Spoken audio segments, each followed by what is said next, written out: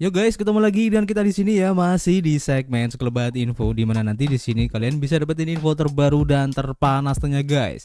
Oke, hari ini di tanggal 27 di bulan Agustus ya 2023 dan seperti biasa kita selalu ingatkan ya buat teman-teman semua untuk selalu mematuhi protokol kesehatan dimanapun kalian berada ya, apalagi di keramaian karena di luar sana banyak sekali virus-virus dan juga penyakit yang mengancam kesehatan kita guys. Oke, kita langsung saja melihat bagaimana update dari global crypto market cap seperti yang terlihat ya dari data coin market cap di sini menunjukkan adanya kenaikan meskipun tipis ya di 0,15% guys, dan tentu saja ini adalah efek kontribusi dari Bitcoin dan juga teman-temannya ya.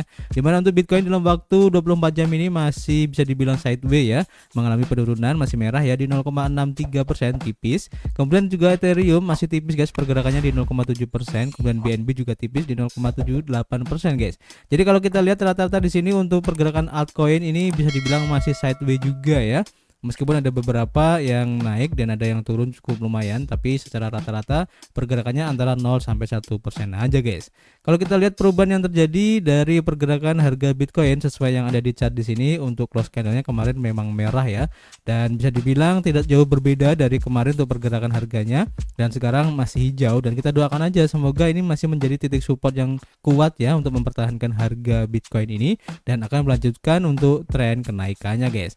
Oke, kita akan update lagi nanti untuk pergerakan harga dari Bitcoin ini, dan kita langsung saja ya menuju ke informasi yang pertama. Kita lansir dari harian watcher.guru ya, dimana di sini diinformasikan bahwa 6 produsen minyak terbesar di dunia guys kini akan menjadi anggota BRICS. Nah, ini menarik ya. Jadi menyusul pengumuman ekspansi yang telah lama ditunggu-tunggu, 6 produsen minyak terbesar di dunia kini menjadi anggota BRICS. Di antara 9 produsen terbesar di dunia yaitu Arab Saudi, Rusia, Cina, Brasil, Iran, dan Uni Emirat Arab adalah anggota aliansi ini. Kehadiran produksi minyak massal di blok ini sangat penting bagi kebijakan ekonominya. Saat ini lebih dari 90% untuk penjualan minyak dilakukan dalam dolar Amerika Serikat.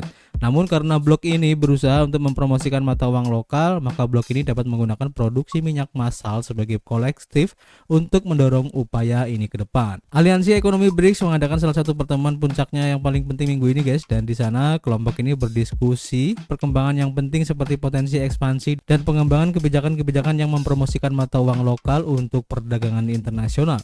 Setelah itu blok ini mungkin akan membahas keduanya ya dalam satu kesempatan guys. Setelah mengumumkan ekspansi, 6 produsen minyak terbesar di dunia sekarang menjadi anggota BRICS. Memang dari ke-9 negara dengan perekonomian terbesar di dunia ini yaitu Arab Saudi, Rusia, Cina, Brasil, Iran, dan UAE termasuk dalam aliansi ekonomi ini guys, dan selain itu kehadiran mereka seharusnya memiliki konsekuensi geopolitik yang besar. Blok ini telah lama menyatakan keinginannya untuk beralih dari dolar Amerika Serikat ya dalam perdagangan internasionalnya. Dengan 90% penjualan minyak saat ini terjadi dalam greenback, negara-negara ini harus mulai mengubah narasi tersebut guys. Secara khusus Arab Saudi yang tetap menjadi salah satu penjual minyak terbesar di planet ini dan kedua secara global.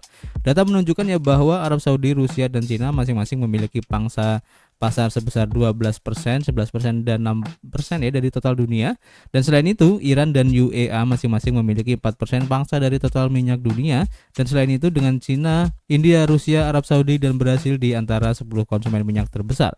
Mereka seharusnya dapat meningkatkan perdagangan sepihak dengan mata uang lokal. Sebuah fakta yang seharusnya terus memisahkan aktivitas ekonomi blok ini dari ketergantungan pada dolar Amerika Serikat guys. Jadi itu ya untuk update terbaru dari KTT BRICS, dan kita lanjut ke informasi berikutnya. Masih dari watcher.guru ya, dimana di sini diinformasikan untuk Federal Reserve sebagai ketuanya ya memperingatkan akan ada lebih banyak kenaikan untuk suku bunga nantinya guys. Jadi ketua Federal Reserve Jerome Powell telah memperingatkan ya bahwa akan ada lebih banyak kenaikan suku bunga, dan memang berbicara pada hari Jumat kemarin ketua The Fed mengatakan bahwa kenaikan suku bunga akan diperlukan ya untuk terus memerangi inflasi yang masih terlalu tinggi. Meskipun Powell mengakui ya bahwa kemajuan telah dicapai, ia mencatat bahwa inflasi masih berada di atas level yang nyaman.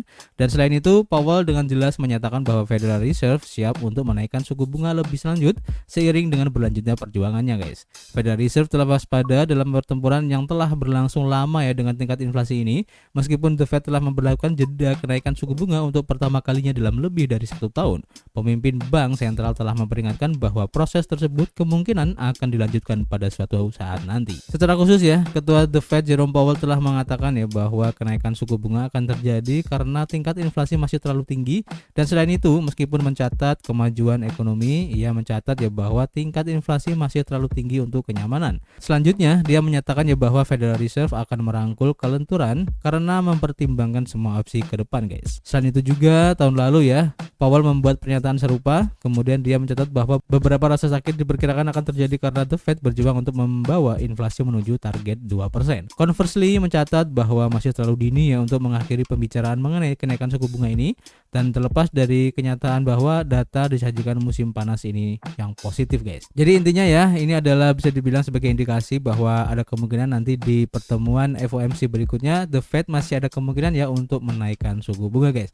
Jadi kita harus bisa mengantisipasi akan hal ini. Kita lanjut ke informasi berikutnya ya, kita lansir dari harian Bitcoin Systemi, dan ini berhubungan dengan update dari Project PP ya, dimana tim PP ini akhirnya membuat pernyataannya tentang peristiwa terbaru yang lagi heboh ya, dimana sebuah pernyataan tentang penjualan token dan pertukaran konten kontrak pintar datang dari meme coin PP yang baru-baru ini yang populer guys. Jadi menurut akun Twitter resmi PP, beberapa tim inti PP telah menjual sekitar 16 triliun token PP atau sekitar 16 juta dolar ya tokennya secara mendadak guys.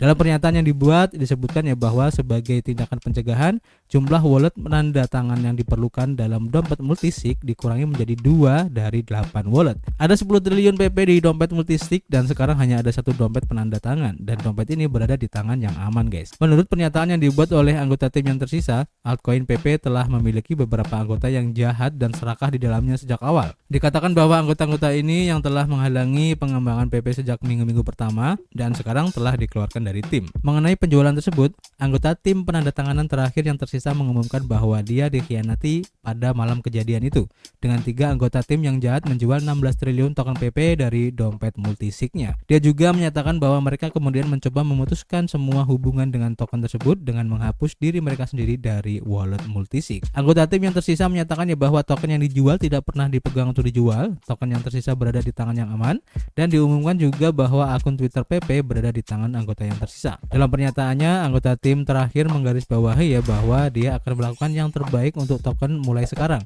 bahwa anggota tim yang menghalangi perkembangan tidak lagi berada dalam tim dan sekarang memiliki kendali penuh. Dia menyatakan bahwa 10 triliun token PP yang tersisa akan dipindahkan dari dompet multisig, di mana mereka akan disimpan sampai saatnya untuk digunakan atau dibakar. Dia mengatakan bahwa dia dapat menggunakan dana ini untuk beberapa pembelian domain atau nama pengguna yang bersumber dari PP dan membakar sisanya. Anggota tim terakhir yang tersisa mengumumkan ya bahwa ia ingin membawa token PP ke posisi yang sepenuhnya terdesentralisasi setelah semua transaksi selesai. Dengan demikian, menjadi jelas ya bahwa ada diskusi besar dalam tim resmi token dan penjualan telah dilakukan. Tidak diketahui seberapa akurat pernyataan dompet yang mengklaim sebagai anggota terakhir yang tersisa ya, ini adalah benar guys.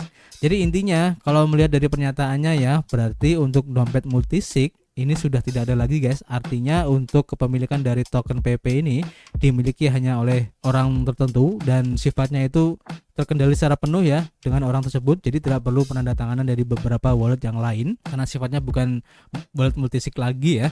Dan kalau menurut saya pribadi ini juga masih sangat beresiko ya, apalagi sudah tidak ada penandatangan dari pihak lain untuk bisa melakukan transaksi di token PP tersebut guys. Jadi terserah kalian ya, apakah kalian masih sangat tertarik dengan project ini. Kalau kalian masih merasa yakin ya kalian bisa share bawah ya, karena sudah cukup lumayan untuk diskonnya. Tapi buat kalian yang mungkin agak skeptis dengan project ini ya nggak apa-apa, tinggalin aja guys ya. Masih banyak project-project bagus yang lain. Kita lanjut ke informasi yang terakhir ya, kita lansir dari bitcoin.com. Di sini diinformasikan bahwa Binance mengganti nama kartu bank Rusia di tengah penyelidikan sanksi di Amerika Serikat guys. Jadi pedagang Rusia di Binance menawarkan kartu hijau dan kuning sebagai opsi pembayaran, di mana Binance telah mengubah nama kartu dari 2 bank Rusia yaitu Sberbank dan Tinkoff di platformnya ya, di mana outlet berita kripto Rusia Bits.media dan RBC Crypto melaporkan. Perubahan tersebut telah dilakukan ya pada platform peer-to-peer di Binance, di mana pengguna Rusia sekarang dapat memilih antara kartu lokal hijau untuk Sberbank menurut situs web ya, dan kartu lokal kuning untuk Tinkoff di menu opsi pembayarannya. Penggantian nama ini menyusul penerbitan laporan oleh Wall Street Journal ya pada hari Selasa, mengutip sumber-sumber yang menyatakan bahwa Binance sedang diselidiki oleh Departemen Kehakiman Amerika Serikat ya atau DOJ sehubungan dengan kemungkinan pelanggaran sanksi Amerika Serikat terhadap Rusia. Amerika Serikat dan sekutu-sekutu beratnya ya memperlakukan sanksi yang belum pernah terjadi sebelumnya terhadap Federasi Rusia atau invasi militernya ke Ukraina, termasuk pembatasan keuangan yang parah ya, seperti memotong bank di Rusia dari sistem pengiriman pesan antar bank global yaitu SWIFT. Baik Sberbank yang mayoritas sahamnya dimiliki oleh negara, bank terbesar di Rusia, maupun Neobank Tinkoff yang merupakan salah satu penyedia kartu kredit terkemuka di Rusia masuk ke dalam daftar sanksi Amerika Serikat bersama dengan 29 institusi perbankan Rusia lainnya guys. Kedua kartu bank ini tersedia sebagai metode pembayaran bagi pelanggan yang menggunakan rubel Rusia sesuai dengan paket ke-10 sanksi Uni Eropa terhadap Rusia.